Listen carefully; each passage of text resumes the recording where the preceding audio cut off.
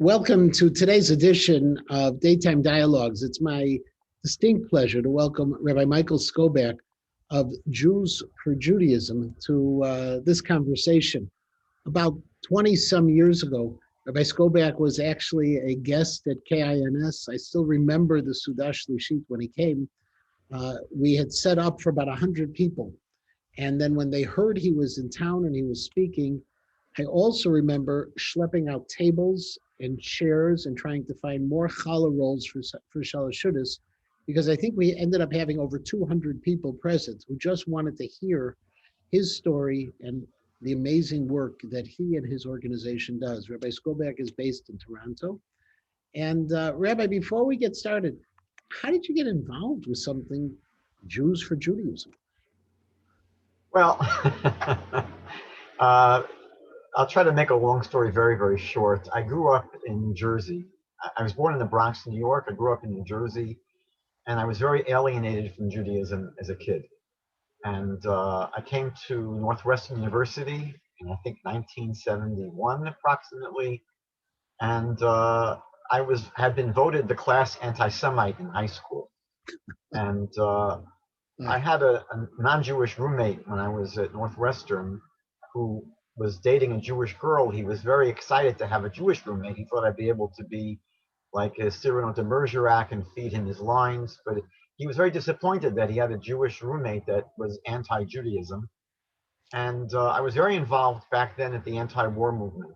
And it turned out that a lot of my colleagues in the anti-war movement, this is protesting against the wars in Vietnam and Cambodia, were young Jews that were somehow rediscovering their Judaism. And I was challenged, and they would say to me, you know, for someone who hates Judaism so much, it's strange to us that you seem to know almost nothing about it. Wouldn't it make more sense before you rejected it forever to first find out what it was?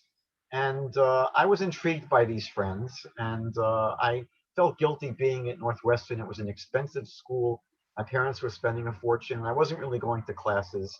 So I left Northwestern. I went to a special program at Yeshiva University in New York for wayward Jews called the James Stryer School. And I was blown away by what I learned. Everything that I found that I thought was part of my ideology as a young radical, I found in Judaism. And I was impressed by the fact that Judaism was an integrated system. My idealism was very sloppy as a hippie. And I was impressed by the organized, integrated fashion of Judaism's idealism, where I could really experience my idealism 24/7. And so I stayed at Yeshiva University for 8 years, got smicha, and my plan was to go into some kind of informal Jewish education. Now, along the way, while I was still at Northwestern, I had started going to the Hillel, and even when I came to New York and I was beginning to study Judaism formally, every turn I took, I was met by Christian missionaries. And so from an early day, this became like a side interest of mine. A sidebar interest was learning about Christianity and learning about missionaries. And in 1983, approximately, it was 83, the RCA hired me to start an organization called Kiruv, which was a campus outreach organization. And it wasn't working out. And at the time that I was thinking of leaving Kiruv, I think it was Rabbi Meir Fund in Brooklyn told me that the city of Philadelphia was looking for someone to start a counter-missionary organization. And so that was the shidduch. I went to Philadelphia in 80. Oh, no. So I went to Philadelphia in 83. I must have started Kiruv in 81. And that's where things got started. I basically was learning on the job there in Philadelphia. I stayed for about 6 years in Philadelphia. Then I came to New York because I was single. I wasn't finding any Jewish women in Philly. So I came to New York, and in 88, I started the New York branch of Jews for Judaism. And just out of curiosity, when you went to JSS at Yeshiva University, who were the people who really turned you on? Were there some specific instructors who were really that personality that made the difference? Well, I would say it was two things. First of all, it was literally everything I was learning. The people that had probably the greatest initial impact on me were Rabbi Moshe Bezdin, Rabbi Benjamin Blech, and Rabbi Shlomo Riskin. Those are probably the people that had the greatest impact, but it really was the total experience of, my roommates and my classmates and just the learning in general. It was quite an eye-opener to see that, I had all these negative views of Judaism, obviously based upon nothing, but I found that the world view of Yiddishkeit was so much in line with my sort of instinctive hashkafas, my instinctive worldview in terms of just wanting to make the world a better place and having idealism and living beyond yourself.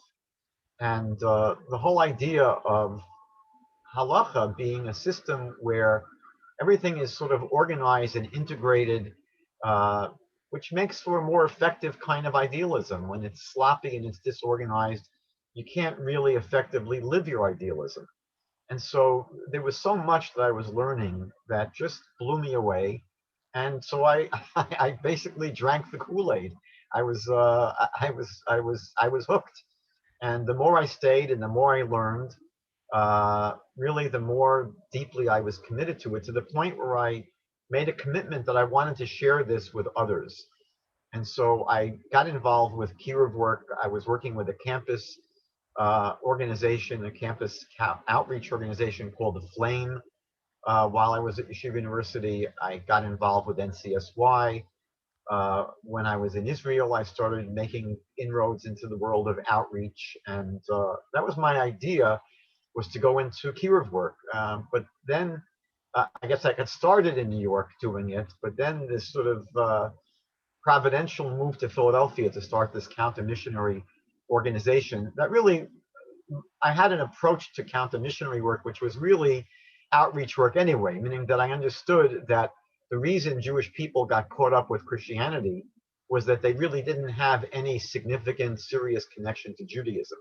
So even when I was in Philadelphia and I was ostensibly running for the Federation there, a counter-missionary organization, much of what I was doing was trying to expose young Jews on campus and young adults in Philadelphia to the beauties of Judaism. And I realized later on, when I hooked up with this organization, Jews for Judaism, that they had the right approach. We didn't name this organization Jews Against Jesus. It was Jews for Judaism. And basically, if we can just help people understand that, we have the butter, you don't need the margarine. And Judaism is really the essence for everything. And that has always been my approach to counter-missionary work, which is to help Jewish people connect with the spiritual depth of what they really have in their own backyard. So in terms of going straight into the question of missionary work in America, once upon a time, I would get pamphlets handed out to me, and it seemed to be more open. Is it still a major issue, the missionary work? How many So people this is really, this is a common misperception, I believe, that, we tend to associate missionaries with sort of the superficial manifestation of who they are, meaning that we associate them with people who hand out pamphlets on the street, or people that come knocking on our door, or the professional missionary organizations. And that's really not what's going on. The truth is that even when you have groups like Jews for Jesus, which is probably the largest and most well-known of the approximately 1,000 Christian organizations that are targeting Jews, but the way they operate is not by handing out literature on the street. Most of the time, Jews for Jesus staff people are in churches, and they're doing presentations in churches to essentially encourage local Christian balabatim, Christian men and women who have Jewish friends and Jewish neighbors and Jewish business associates and Jewish classmates, that they should reach out to their Jewish associates, Jewish friends, Jewish neighbors, Jewish relatives. And so groups like Jews for Jesus, they're not really doing anything by being on the street other than promoting their name and really getting a lot of Christians that pat them on the back and say, you're doing a great job. and that helps build their fundraising base. But really, the way Jews have been introduced to Christianity is not by getting pamphlets or strangers knocking on their doors. It's by people in their lives, people that we have relationships with that are Christians, that care about us, don't want us to end up going to hell. And so what missionary groups really do is to train them to be more effective advocates. And what ultimately happens is the Christian who lives next door, or the coworker that we have, or the business associate might get a Jewish person interested and curious. But at one point, there's always going to be a sticking point. The Jewish person might be really intrigued by Christianity, very intrigued and inspired by their neighbor or their friend. But at some point, they're always going to say, but I'm Jewish, but I'm Jewish. And Jews don't believe in this. And at this point, the Christian friend or neighbor can say, well, I know someone who's Jewish that believes in Jesus. Would you like me to introduce you to them? And that's the Jews for Jesus staff person that came to their church and did the training seminar and left their business card.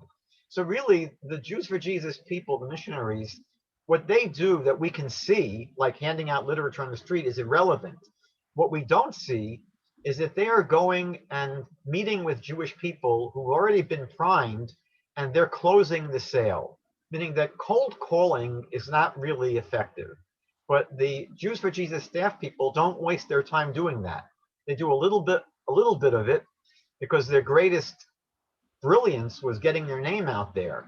Because again, every Jew in the world, and I've traveled the world, every Jew has heard of the name of this organization, Jews for Jesus, which means they've gotten the message across that, yes, there are Jews who believe in Jesus. That helps knock down this resistance Jewish people have to thinking, I'm the only one. It can't be true if there's no other people who believe in it. So that's not really their main effectiveness. Their main effectiveness is in mobilizing a massive sales force of 50, 60, 70 million, maybe 80 million evangelical Christians in North America to reach out to their Jewish friends and neighbors. And then the Jews for Jesus staff people can come at the very, very last stage of the process and close the sale.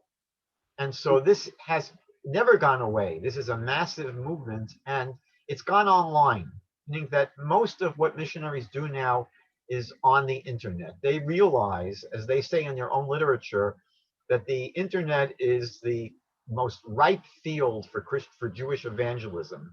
They're going to meet Jews online, and Jewish people don't have to go into a church where it's uncomfortable. It's very safe for a Jewish person to click on a missionary video. So they haven't gone away. They've become actually even more effective at what they're doing. So just two thoughts, and I'm probably going to get myself in trouble with the first one, and that is that their approach, lahavdil, how about lahavdil elef havdalot, sounds very much like kiruv workers trying to get Jews to become more observant. It's on a personal, create the personal connection, find the opportunity, and then the closer, lahavdil, which I guess is really how you get anybody to change anything. That's just one thought. The other one is just how many Jews have fallen for this approach? How many have we lost? So your observation is 100% correct, meaning that, they're basically employing the strongest methods of influence and persuasion. And, for example, when you have these organizations or let's say multi-level marketing schemes, right? People join some kind of a multi-level marketing scheme. So they're instructed to really try to get their friends and neighbors. Those are the first people to go after because they have a relationship with them. And we all know that when you try to influence strangers, they blow you off. They have nothing to do with you. They don't want to discuss, whatever you want to discuss. So the approach of the missionaries is effective, meaning that they've mobilized an army of people who have relationships with Jews. They know Jewish people, and they train them. They explain to them what they shouldn't say to Jewish people and what they should say. And they provide them with a whole training manual and tapes and books and CDs and websites that give them information on the best ways of influencing their Jewish friends and neighbors, and then always with this final resource of, the Jewish person being able to meet with an actual Jews for Jesus staff person who's very well trained in closing the sale. Now, the number of people that have been influenced is really hard to gauge. There's no scientific way of knowing for sure. One of the problems we have is that in any particular city, you have quite a few different Christian missionary organizations that are operating, and often many of them will have contact with the same Jew. So there's lots of double billing going on. So let's say, for example, in Chicago, you might have a Jew that has met with Jews for Jesus, but they may also go into a Messianic synagogue. They may also have contact with another Christian missionary. And what you're going to see is that at the end of the day, each of these groups is going to take credit for that person, right? Because they want to make it seem that they're being effective at what they're doing. They're all competing for Christian support and Christian dollars. So it's hard to really measure the exact number of people that have been influenced. I've seen estimates ranging from about 50,000 to 200,000. And it's probably somewhere in the middle. The thing that we are able to measure effectively is infrastructure. So for example, back in 1970, there were almost no Jews for Jesus congregations in North America, meaning a dedicated place which they now call a Messianic synagogue. I met actually the person that started the very first one in the Washington, D.C. area. Now, about 45, 50 years later, there are over 500 such places. And they have about a dozen what they call rabbinical schools, training what they call Messianic rabbis. And they have day schools for their kids. So we don't know necessarily exactly how many Jewish people have entered this movement. It's very hard to know precisely, but we can see on the ground structures that have built up to support this movement. Mhm. And the growth has been alarming. Is the conversation that they have with Jews intellectual, or is it more the affective domain, the emotional? Do they really get into Isaiah and this quote and that quote? It's both. I mean, the ones that are smart don't go straight to the Bible because they understand that the person that they're speaking to generally doesn't necessarily believe in the Bible. I mean, they're not converting Baba Hasidim.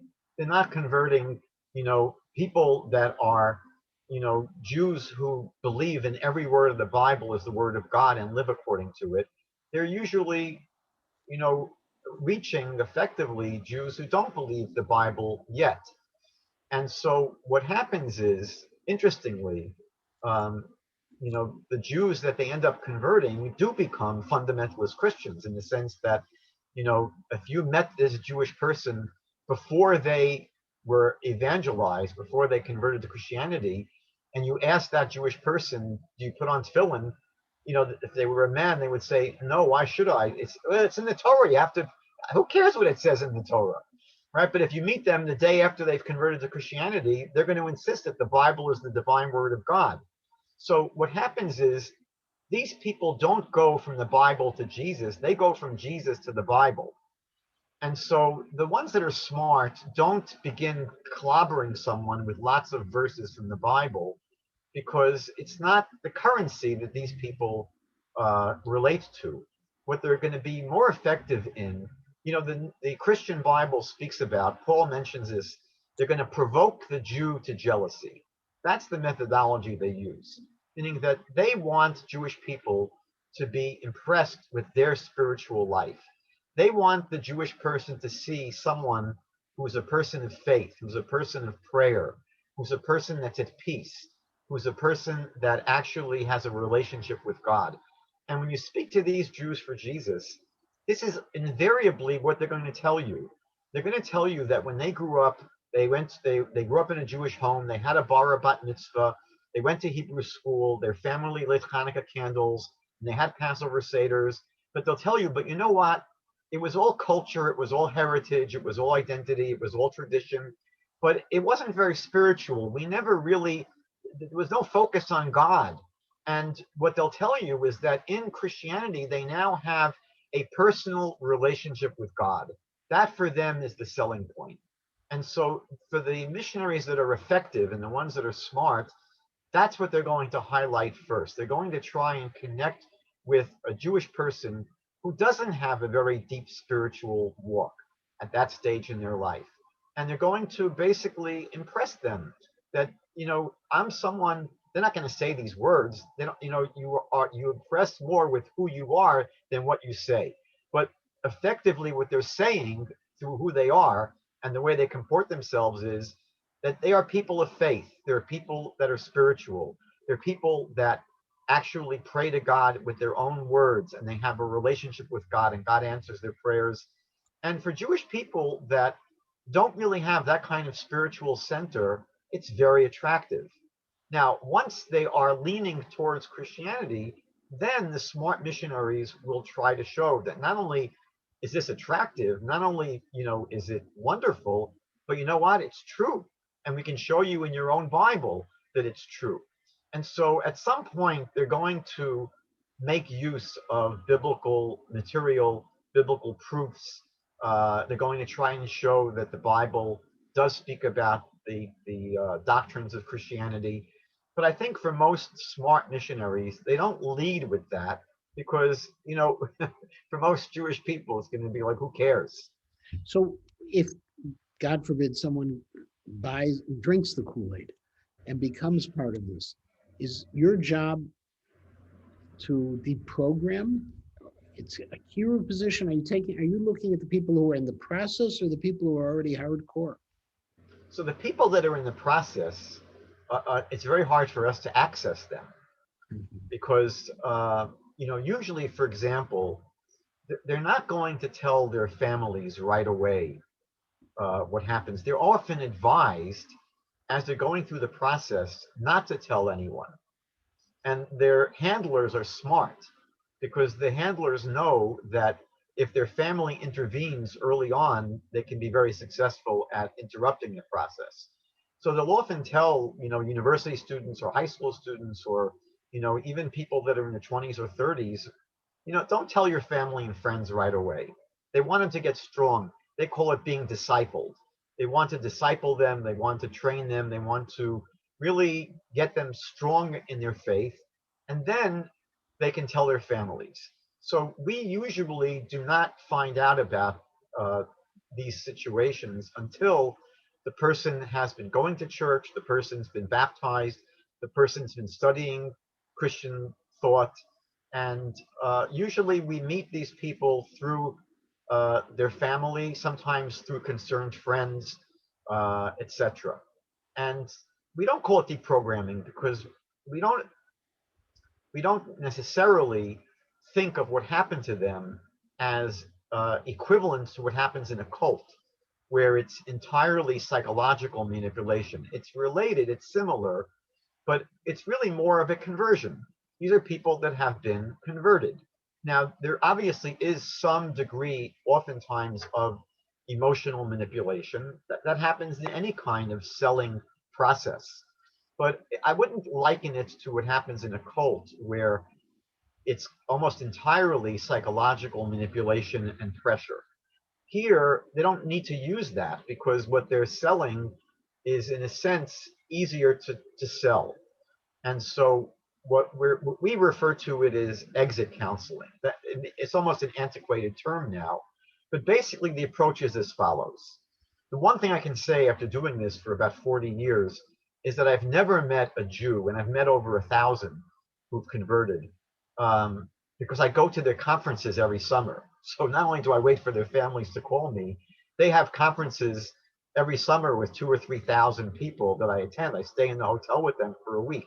So I've met thousands, and I've never met anyone who made an informed decision, meaning at the moment that they embraced Christianity, they could tell you uh, what were their factors that led them to believe in Jesus. If you ask them a month after they convert or a year after they convert, why did you end up embracing Jesus? They can give you chapter and verse. They can give you many reasons. They'll talk about, the fact that they have a relationship with God, and they'll talk about miracles in their life, and they'll talk about the Bible and what the Bible says. But if you ask them, why has Judaism rejected this for the past 2,000 years? They couldn't give you even a simple brief because they really don't know the Jewish perspective. And so part of what we try to do is help them realize that they didn't really make an informed decision. Whereas in life, whenever you make a decision where the consequences are impactful or serious, you want to look both ways before you cross the street. So if a doctor tells you we're going to amputate, we saw in your x-rays there's a problem, we have to amputate your leg, no one's going to say, let's make the first appointment. You're going to say, doc, I respect you, but I want a second opinion. And, if you're going to buy a house, you're not going to buy it because it looks nice. You're going to want to pay someone $500 to a home inspector to make sure it's the right house.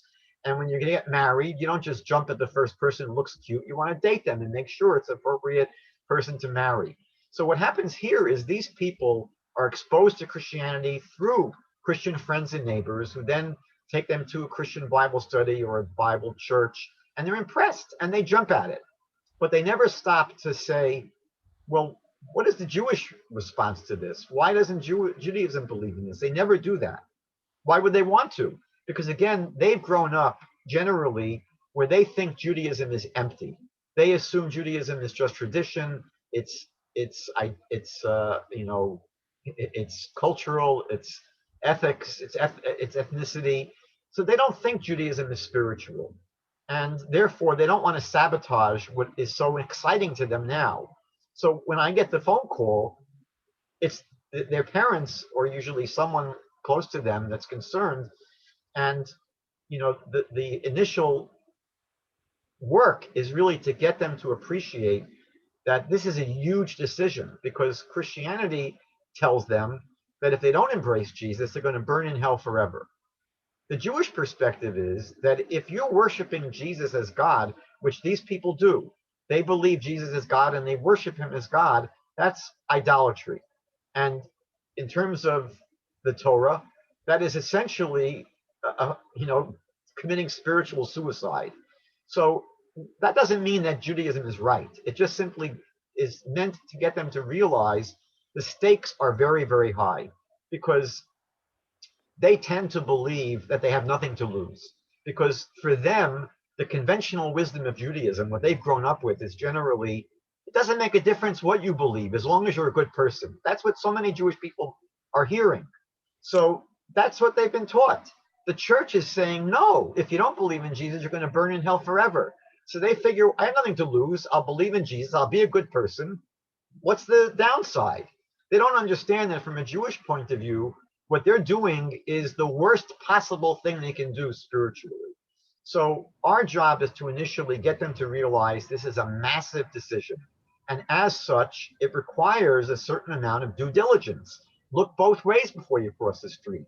And to get them to realize that they never did that. That, if they, for example, tell me, well, I believe in Jesus because look at Isaiah 53, the suffering servant, it's talking about Jesus. So I say, fine, I understand that's how Christians understand that passage in Isaiah. How does Judaism understand that passage? They have no idea. So I say, well, how can you just embrace, it's like going to court and the prosecution presents its case against you for murder, that you had the opportunity and the motive, and here's the evidence, and the jury convicts you of murder, and you say, what are you talking about? You never heard from my defense attorney. So I try to get them to realize that you needed to be a judge, not a lawyer. Right now, you're a lawyer for Jesus. Whatever I tell you, you're going to defend Jesus. How could you be a lawyer? You were never a judge in the first place. You should have been a judge that looks at both sides of the case and objectively tries to make a decision. So, Rabbi, this is fascinating, and my one regret is our time's up. I would like to reserve a part 2 of this conversation, because I want to know, and I'm not going to ask for the answer now, we don't have the time, what happens to those you are successful with, and how many of them become frum after the process is over? My assumption, many of them.